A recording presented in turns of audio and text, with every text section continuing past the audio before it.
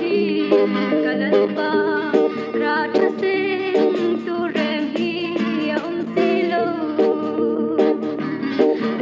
thar,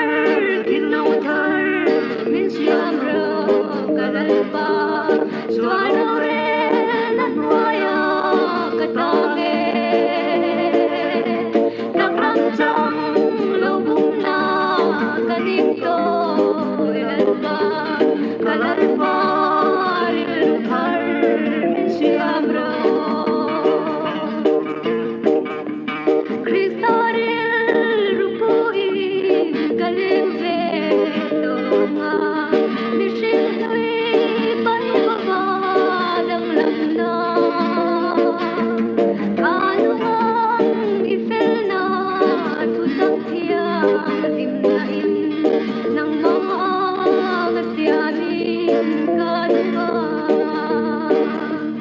Rilru thar, rilru thar, min siam kalapa, suano ren anwaya katange, nakramjang lubong na kanito